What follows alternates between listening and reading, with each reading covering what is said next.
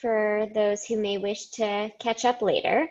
Now, those of you who may have been watching the Shabbat stream, I forget if it was Friday night or Saturday, must have been Saturday, when I mentioned a TV show that I think of every year when we get to Parashat Nitzavim. And then I kind of stopped myself because I was like, this is too obscure.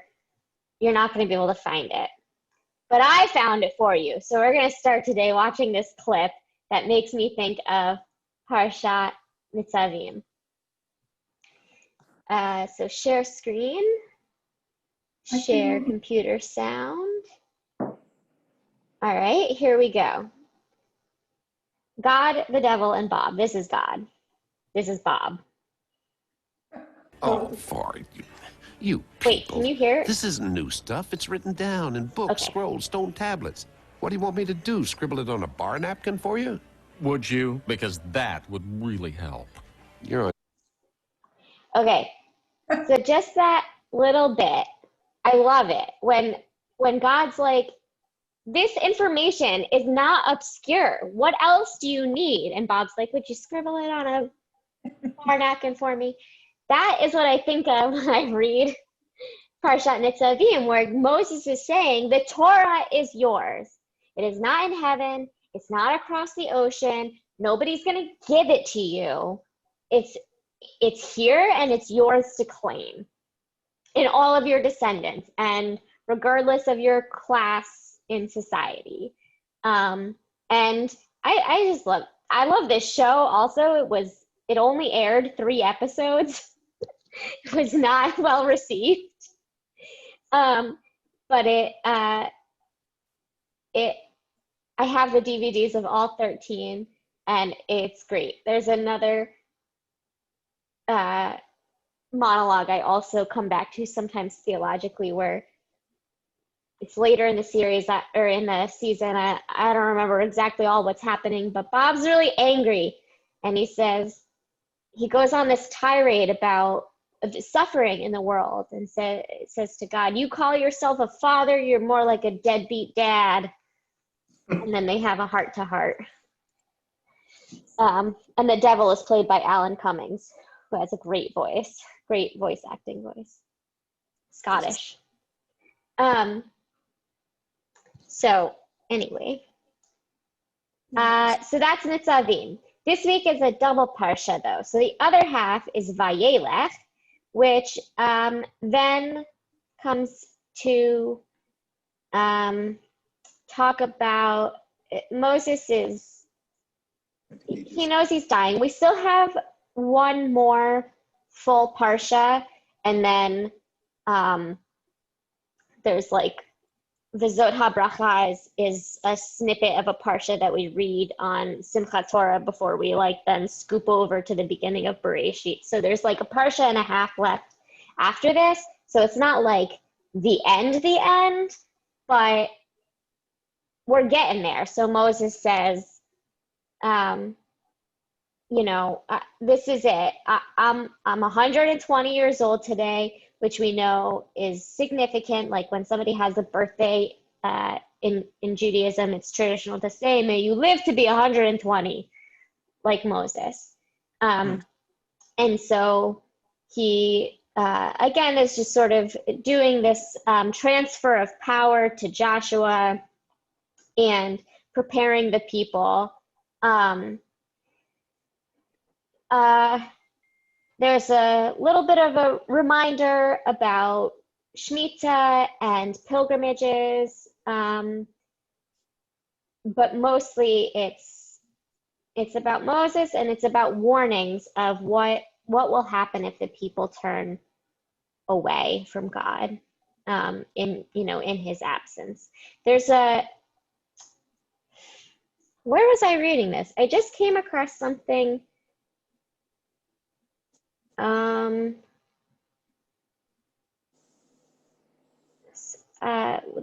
that talks about how at the end of the Torah, there's this fear sort of alluded to that when Moses dies, everything will fall apart. But, oh, it was in one of the Elul readings that I've been doing every day, that when Moses, I think, when Moses dies, they're afraid, or Moses is afraid that when he dies, everything will fall apart and that people won't stick to the lessons he's taught them. But we see then, as the Tanakh continues after the Torah, that the people stay pretty faithful to Joshua. And it doesn't fall apart until after Joshua dies, because Joshua didn't confer leadership in the same way Moses did. And so it comes to teach us that, like, when we truly respect the teacher, we also respect their disciples and allow for this like lineage of learning and tradition to continue. But when we don't have that lineage, or when we don't properly respect like the successor, then that's when things fall apart. So that's where we are, this double parsha. Anything in particular catch anybody's eye where you want to start? Yeah, Dave. Good morning or afternoon, everybody. Question for me was, why were the sons of Moses, and why was perhaps Aaron's son, why were they not considered for passing on the lineage? Why Joshua? That's a good question. So I would say, for one thing, we have talked a little bit before about how strange it is, how absent Moses' sons are. And we speculated that maybe Zipporah took them and went back to Midian or something happens, that there's some family strife that the Torah doesn't tell us about. Because it is weird that, we read of their circumcision and then like they're never mentioned again. Aaron's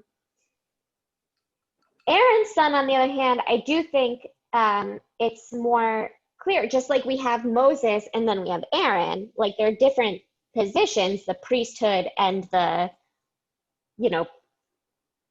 president or king or whatever, like, this is sort of, Leadership.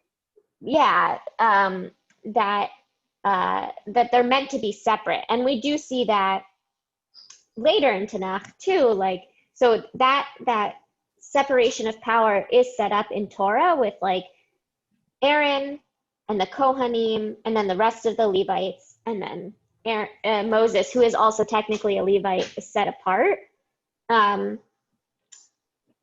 Joshua, I can't think off the top of my head what clan he is, but I'm pretty sure he's not a Levite.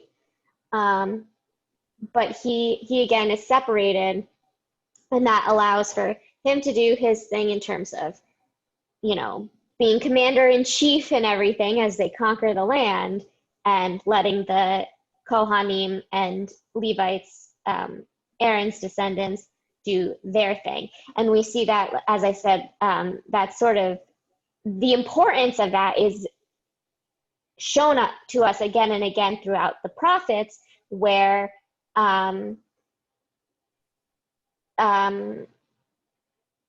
like anytime the priesthood and the kingship the monarchy started getting too entangled, that's when you have claims of false prophecy and corruption and, money disappearing, or not money necessarily, but gifts to the temple not being accounted for and things like that. So it's important that the different halls of power are separated. I can't think of the term. I definitely learned in grade school social studies about our three branches of government. Powers. What?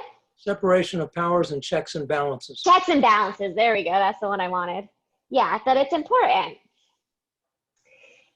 Joel put in the chat, Moses' sons are Eleazar and Gershom. Aaron's son is Elazar, first cousins with very similar names. And we talked again, I think it wasn't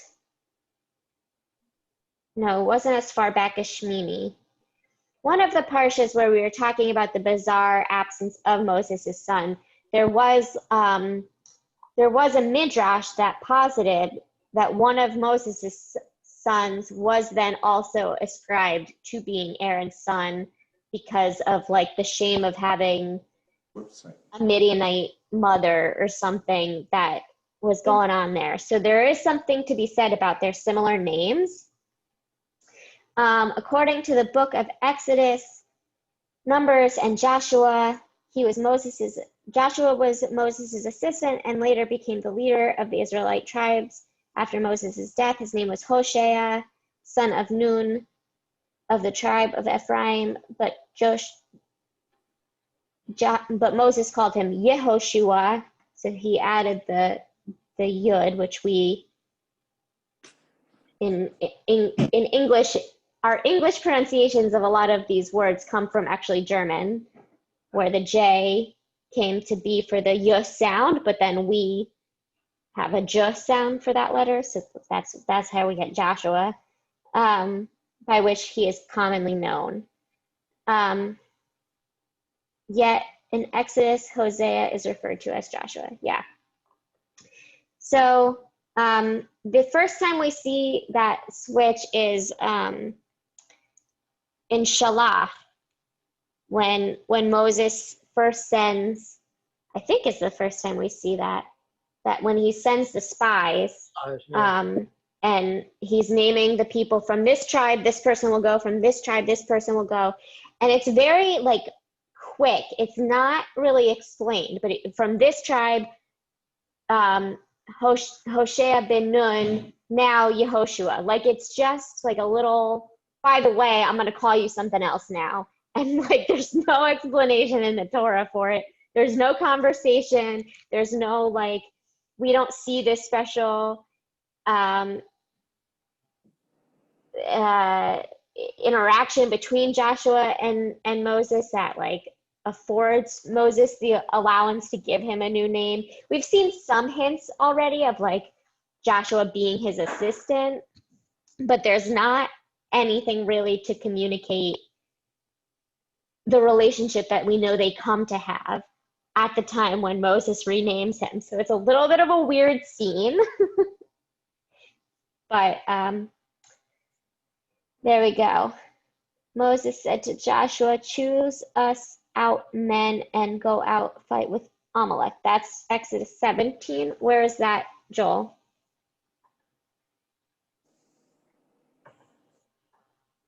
He's looking. He'll find it. Sure. So that's interesting because Exodus 17:10 clearly says Yehoshua, correct? Yep. Moshe el Yehoshua. Yet we later realized his name is Hosea, not Yehoshua. So now it's Hosea. We're going to rename you Yehoshua. It will already Yehoshua in Exodus. So what we say, there's for the it's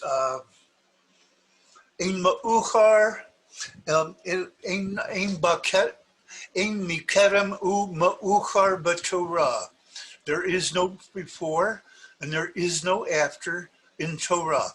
Very important to all remember. Even like in Deuteronomy, our scholars have led us to believe the past 100 years that Deuteronomy was written in the time of Josiah, which is after the destruction of the first temple. So, hey, it's not in the desert. Here's someone who wrote it in Josiah's time, and he just wrote it like a historical novel. He said, oh, it would be like if I was writing about colonial times. So I'd have to kind of use colonial words. I wouldn't dare say back in the day. I wouldn't dare, all the nonsense that we do today. The amazing part that I cannot get over from that day to this day is our language has not changed from the time of Egypt. It's Psalm 114. That's one of the merits that was behind us. We didn't change our dress. It's Psalm 114. uh, uh, number one. We didn't change our dress. We didn't change our custom. We didn't change our language, and we didn't do all their sins. So it's so amazing that I can read stuff that was written so long ago, and it's so clear. It's just so clear. So that's just a little plug for the Hebrew language. Well, Great. So we're saying that keep the checks and balances, separation of the priesthood from the ruling head, if you will, even though Moses has been, in a way, filling both functions all the way through. He is their leader, but he is also their, not just their temporal secular leader, but he's very much their religious leader. He is definitely a spiritual leader, but there's a reason that we call him Moshe Rabbeinu and not Moshe HaKohen. Good point. You know, like he's the arbiter. Yep. You know, one who's always teaching them. yeah. And it's definitely true. God speaks through Moses a lot more than he speaks through Aaron. Aaron is there to facilitate the people communicating with God, not God communicating with the people. And so in that role, Moses is a little different than the leaders to come. But again, we do see that with the prophets, that the prophets almost never, with the exception, I think, of Ezekiel, is the only one I could think of, and he's in exile, so he's kind of a funky case. The prophets are not priests. They are outside the temple worship when they get the call. And Ezekiel too, he is a priest, and that's significant, but they're in exile. So, you know, they're in Babylonia when he gets the call. He's not at the temple. So, you know, again, there's sort of I think there's something God's doing there about checks and balances, and that it's important for the word to come through people who are a little outside the system or in a different part of the system. Yeah. And it may So also I think that's significant. Yeah. may also be a cautionary example to contrast with all the issues that come up with kings and their scions, their progeny, who may not be up to the task, may not have the same vision, and in fact pervert it. And as we certainly saw with was the case with David's sons. Yes. Well, we see that a lot. Yeah, I mean, there's a lot of warnings about power and corruption in the Tanakh. So we see when they are given the rules about kingship, God doesn't want the Israelites to have a king because God is their supreme ruler. But there is already in the Torah some acknowledgement that one day they will probably want one. And so if and when that day comes, here are the rules. And those are important because if you think about like the ancient world in general, but especially I guess relevant is the ancient Near East, their neighbors, kings were God on earth. Kings were the priests and the prophets. You know, they maybe had oracles or soothsayers, but those people were there to affirm the king or to guide the king first and foremost. They were not there for the sake of the people. They were seeking communication with God to give the king guidance. They were not receiving spontaneous communication with God the way our prophets are. So there's like a lot of important rules about kings and prophets and priests in the way our religion is set up and ancient Israel was set up. That's very distinct.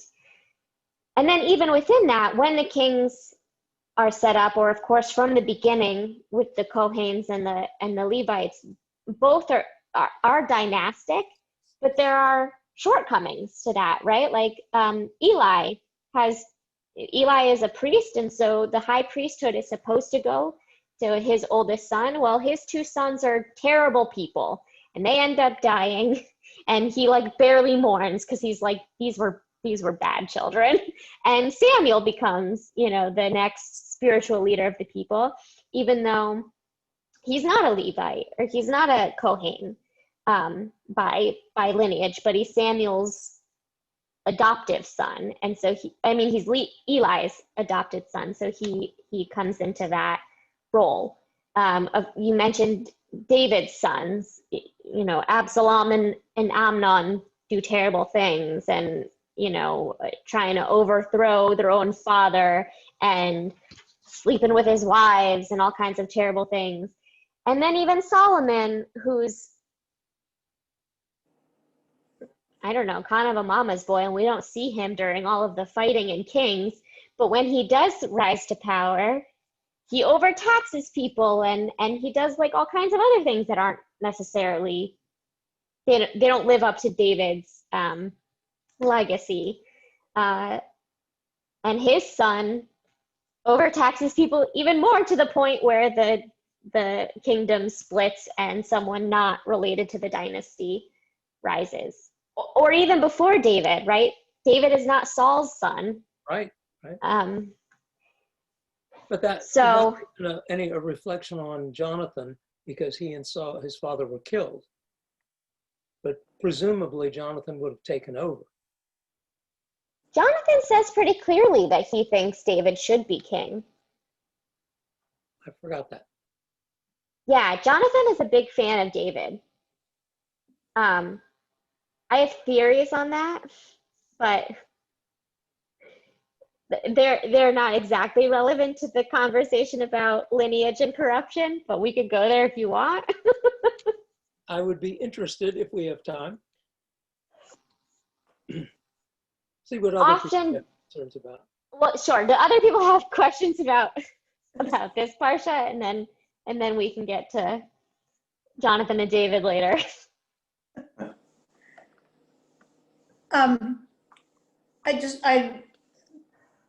The poem that Moses recites after the portion, but the portion includes how important that poem is.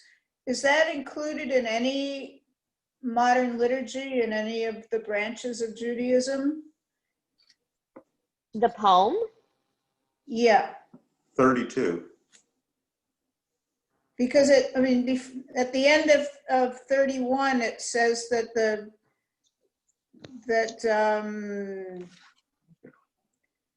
Moses recites the words of the poem at the very end in the hearing of the whole congregation of Israel. And someplace it talks about, take this book of teaching and place it beside the Ark of the Covenant. Well, maybe that's about the teaching at the very end. That's about the Torah. Yeah, teaching is Torah. Right, okay. Not the poem. Okay. Yeah. So, and the poem is the next Parsha. So, as far as I know, there's not a tradition of, I'm scrolling now to see if any of the Hebrew jumps out at me, but I don't think any of this has like made it into common prayers. But of course we read it every year. Right. Well, yeah, like any part of the Torah. Okay, so in 31, I guess that's what confused me. 31 verse 22, it says, that day Moses wrote down this poem and taught it to the Israelites, and put down in writing the words of this teaching to the very end. So I guess that's what I forgot about the Torah. I just was thinking about the poem. Okay. Yes, I think we've talked about before that it is suspected that Deuteronomy is the oldest written piece of the Torah, even though like chronologically the stories that come before it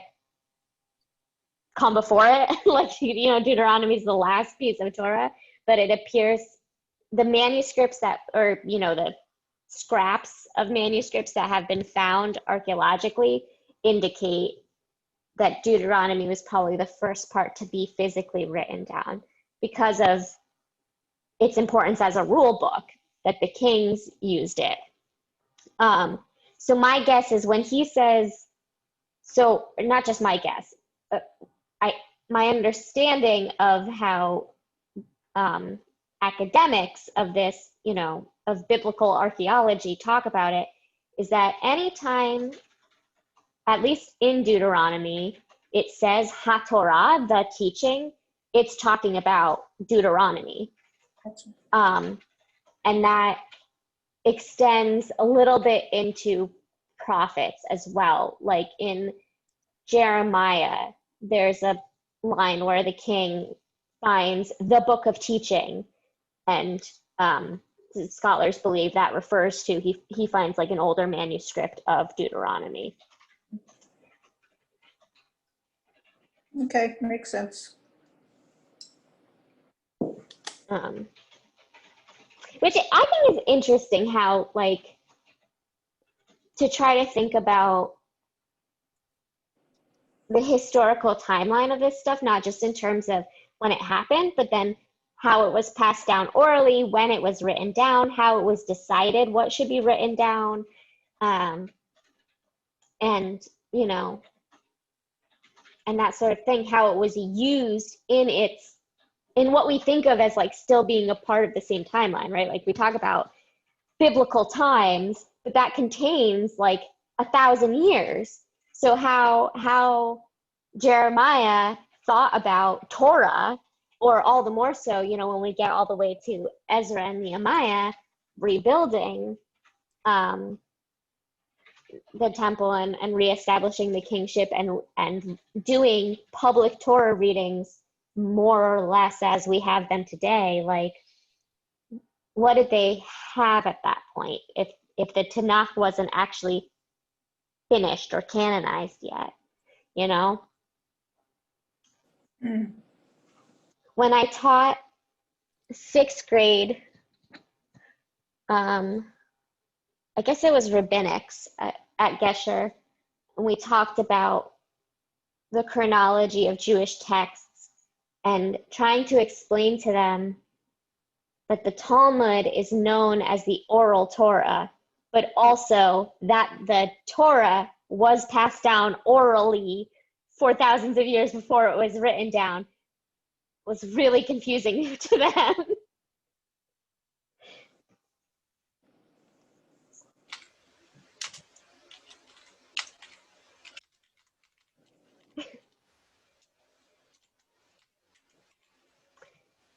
So David and Jonathan Yes. are often alluded to as lovers by modern biblical readers. And my feeling of a critical reading of the text is very much that it was a one-sided relationship and that David was leading Jonathan on the whole time.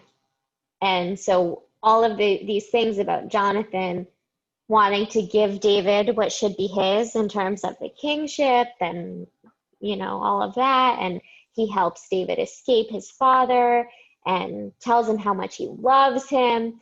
And we sort of see David like reciprocate a little bit, that he says like, you're like a brother to me or whatever, but it's clearly not even. And I think David played him to get where he got. Joel says, Deuteronomy 31:22 says, poem meaning song, shir, feminine shira, abstract. Yeah. A lot of Torah, I shouldn't say a lot, but there are pieces of Tanakh that are clearly meant to be songs. And now, of course, we have trope and we can put all of it to something like a song, but that's mostly for learning. Like that was a tool that was used when written word was not easily accessible to everyone. And so trope was used to help memorize. not all of the Torah was initially meant to be sung, but some parts definitely were, such as Parashat Ha'azinu, this poem that Moses writes. As Joel says, the Hebrew calls it a shir, it's a song. And we don't know what the tune was that Moses used, and again, it could have been a teaching tactic, because as the end of chapter 31 says, he taught it to all of Israel, that he wanted them to take this to heart. So, people remember music better than, it stores in your brain differently. But in any case, he for sure sang it. And nothing in Nitzavim-Vayeilech is sung, but all of Ha'azinu is sung. Like, that's the kind of thing that, again, like, or Psalms, for example, all of Psalms are clearly meant to be musical. And what's weird about that is Psalms is one of the books that doesn't even have a trope system. We have different cantillation systems for Torah, for High Holy Days. So High Holy Days has its own for the readings of Torah that we do on that day, on those days. For Haftarah, for festivals. So when we read Ruth, Ecclesiastes, or Song of Songs, those three have one set of trope together for them. One for Lamentations and one for Esther. So that leaves out most of writings, most of Ketuvim, most of, we don't have one for Psalms or Proverbs or, I don't know, who am I missing?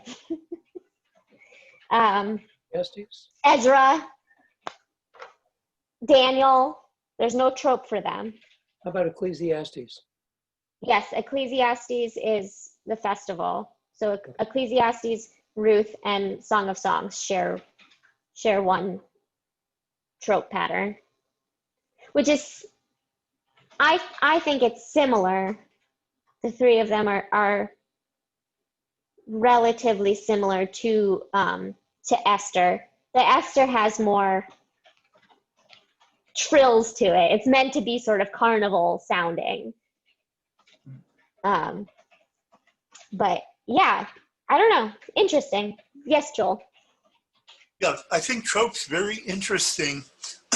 And my little theory is the trope goes back from before writing was invented. That's 5,100 years for a lot of reasons. And also, even today, when we read Torah, sometimes there's ambiguity. Like in English, for example, maybe I will say, no second lunches are allowed. That has one meaning. But I could say, no, second lunches are allowed. Has the opposite meaning. And if we look at the trope is a very complex arrangement of musical notes, and it falls down in different hierarchies. They have dukes, and there's all kinds of structure to it.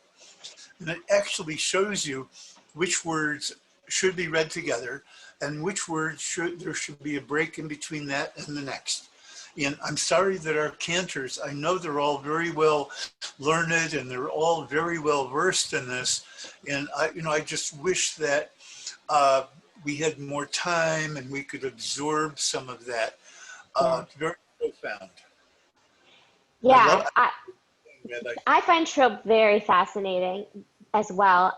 So the systems, a few points to what you said, Joel. The systems, the symbols as we know them today date to the 9th century, but it is accepted. I mean, we don't have evidence from before writing, of course, but it's pretty well believed that the symbols written down were meant to communicate hand gestures that were used before writing, again, so that people learning Torah either before it was written down at all, or before, like, maybe they had one scroll for an entire community. It's not like everybody could have their own chumash in front of them and read it together, So it was important to memorize it.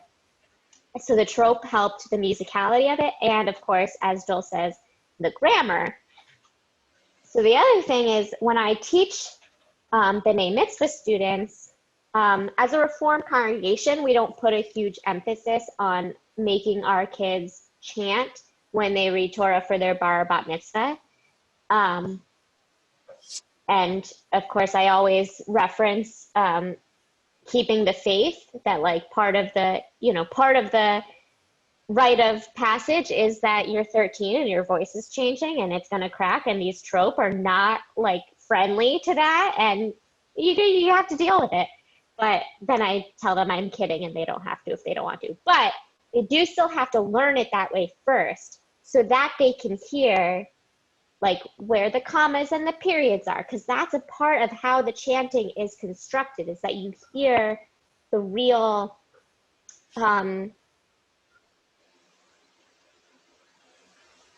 like essence of how the words, my word recall sometimes is so bad. The cadence, that's the word I wanted. You can hear the cadence of the sentence even if you are not very fluent in Hebrew.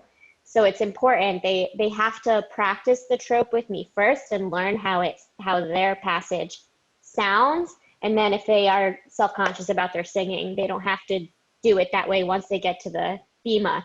But it helps them know how to read it so that it actually sounds like a sentence and not like they're just making sounds in a language they don't understand. So trope is incredible. And I wish we knew, like, I wish there was some more ancient way of writing music that we would know what Ha'azinu or the Psalms or Song of Songs, or not Song of Songs, that too, but the Song of the Sea, what they were meant to sound like.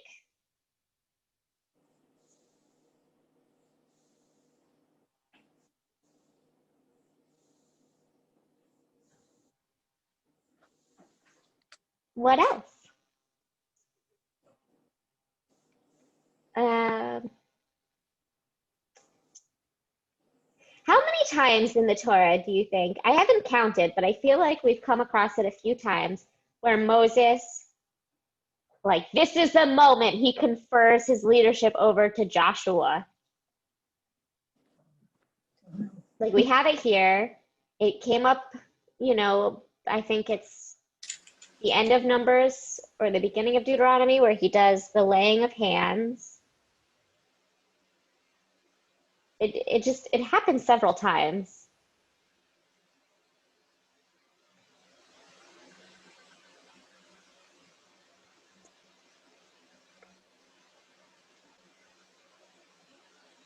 You think it was because he was worried that the people wouldn't respect Joshua after he goes, and so he just wanted to like really make sure they knew that he has full faith in Joshua's ability to lead and full assignment to Joshua of his successorship? Yeah, it would be very important. And you said at the beginning, I think, that Moses was afraid things would fall apart after he passed on, and so yeah, I could see him wanting to solidify that. But I think you also said that things do tend to fall apart when we don't respect the lineage, and many times that's because the lineage doesn't deserve to be respected. But in the case of Joshua, he was a good guy, I guess. I mean, he did what he was supposed to do anyway. We don't know much more about him than that. But yeah, I could see Moses wanting to make sure that there was faith in him. Yeah.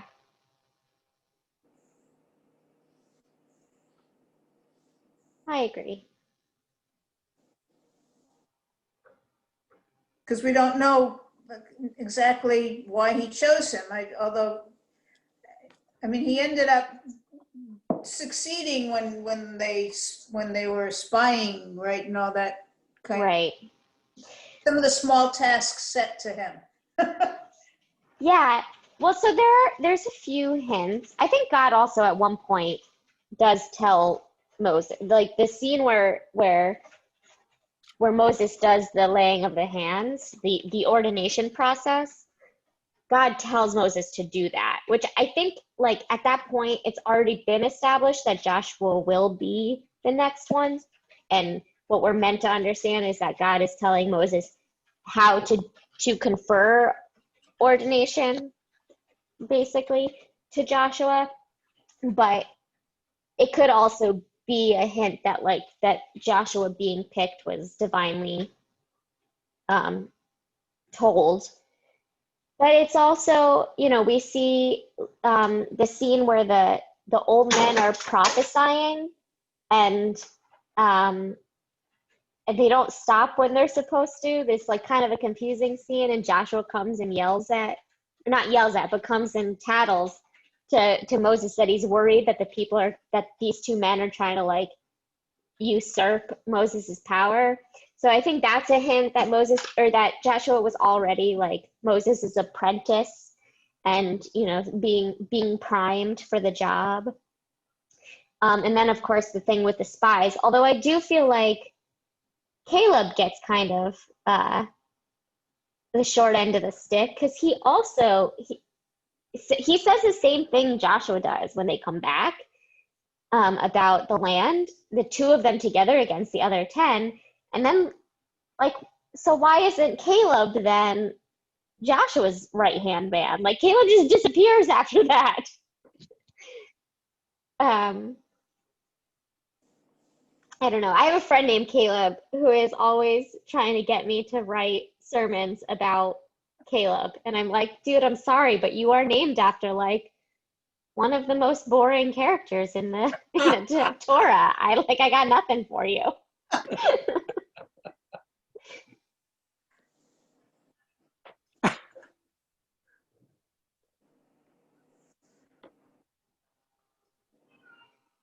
Oh, well. Yeah.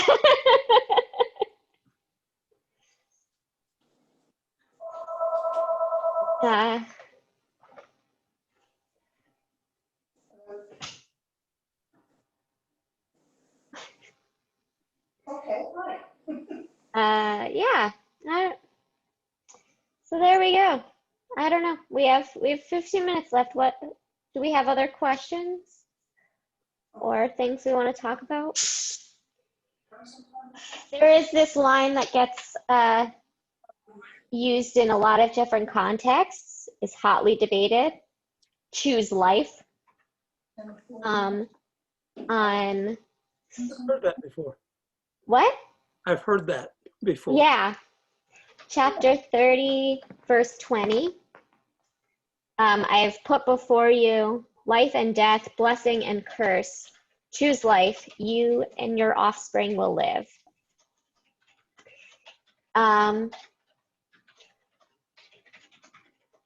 Yeah. There's some thoughts on that. So of course the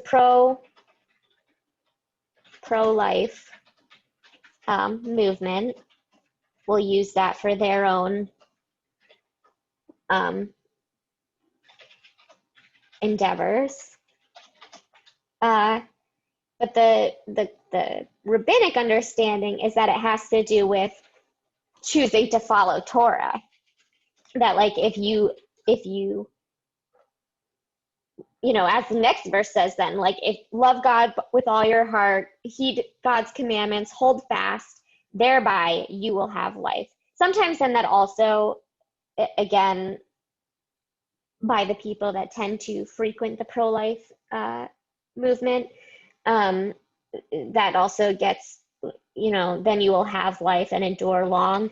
That gets read about to mean about the afterlife, but that's not so much a Jewish understanding. Yeah, I mean, most of the portion is talking about the, shoot, my vocabulary is no good either. Let's see, where are we? Not the sanctions, the sanctions. So, and the implication is that if you don't follow, you're done for. So Right. you're choosing life. Right. Well, and as we learned from Professor Rubicki, right, that the Deuteronomy is all about life here and now, that's the crux of the theology of the Torah, is that if you follow God's rules, you have life and you have a good life. If you don't follow God's rules, you starve to death. Or drown, or drown, or yeah, who by fire, who by water.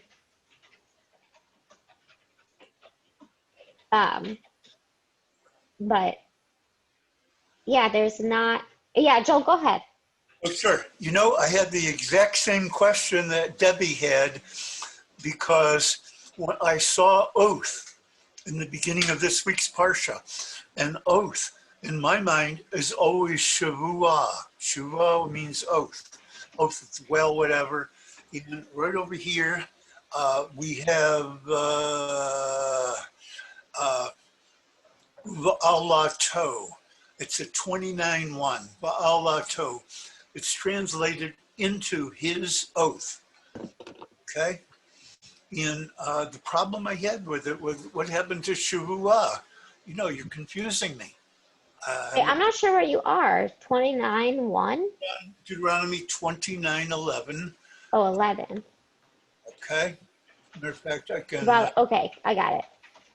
So what was very interesting was I started to look into this a little bit, and I found some extra information. By the way, it's in chat if anyone wants to look it over later. I found some extra information. Apparently, there's different types of oaths. One type of oath is shavua, which is not a quid pro quo type of oath. However, the second one, the root is Allah. That is an oath that has implications to it. So in a technical way, the Torah is really so well covered. And I was just dying to connect that with the word ha'alot, aliyah, meaning to go up. I was just dying to connect those two together. Even though they're similar letters, I could not make that connection. But I'm sure not going to give up. It's somehow it's. Or for example, in case someone might say, hey, how come you Jewish people, you don't eat pork? And of course the answer is, it's lo ma'alot gera. And if you don't understand a word of Hebrew, your ear still can hear that same phrase, Allah, meaning to go up, meaning aliyah, going up for an aliyah. Lo ma'alot gera means talking about chazir, the pig. The pig, lo ma'alot gera. The pig does not bring up cud. And in modern English, we're going to say the pig does not ruminate. Ruminate means to bring up. It's the same thing like, for example, I have a difficult decision. I'm going to ruminate on it. Means I'm going to think it over carefully. So look how the Hebrew language and our Torah, look how it helps us develop what's already in our subconscious brain. It's already in there, okay? But it's not in our conscious thinking. And as we study Torah, we can make those conscious connections. And it's just so comforting to see that HaKodesh Baruch Hu has really all thought this out billions and billions of years ago for us today, especially for me today. Because whenever I can think that through, I say, wow, so there is a purpose to creation. I'm here. I can share this time with my friends right here, right now. That's the purpose. In this moment, in this time. So that's why the Hebrew has such special meaning to me. Lo ma'alot gera. Does not bring up cud. You can search it through in terms of biology. Here's me, I'm getting out all my biology books. I don't even have to today. Before they were like stacked up to the ceiling. Now I go on the internet. And I want to see, well, how does that animal bring up cud? I'm talking about the cow. Camel, no. Camel is a ruminant. It's an ungulate. But it has fingers. Not kosher. Absolutely. You got it, Rabbi. Very good. So its feet are not hoofs. They're more like cuff from a bear. Bear has cuff. There's a midrash that pigs are specifically the worst of the non-kosher animals because they have feet that look like, they have split hooves. So whereas camels are not kosher, even though their insides work the way they're supposed to, but their fingers are incorrect, that's easy to see. Pigs you might look at and say, oh, that has split hooves like a cow, must be kosher. No. So it tricks you. It's the devil's food. So who thought all this through before we got smart? Okay. It's all part of the great design. Beyond us. We're getting there. I was trying to look up Uvalato some more. Didn't really get any. It doesn't appear to be drashed much in these, in my usual go-tos, Rashi, Ibn Ezra, Sforno, Ramban. None of these guys talk about it. And I looked up Kol Nidre because, of course, that is a list of oaths, right, of different types of oaths. We have 4 different oaths, vows, promises, sanctions, blah, blah, blah. And none of them have this root. It's a little weird choice that Torah made here. Hmm?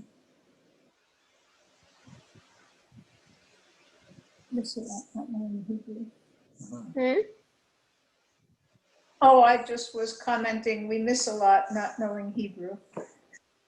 But thank you for presenting it to us. Yeah. That's why we study together, right? Definitely. All right. Well, another fun Torah study session. Terry, we can see you. Oh, she did. Do you have any thoughts you want to add or questions before we close? Wait, now you're on mute.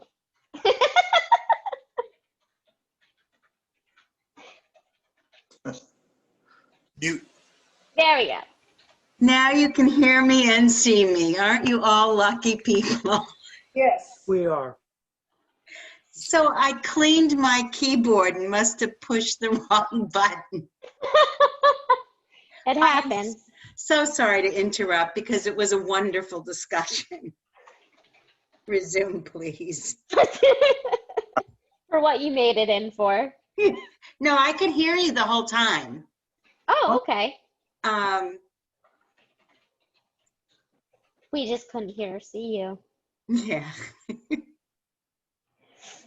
All right. Well, great. So next week, there is no Torah study, but there is the week after that. We will finish Ha'azinu.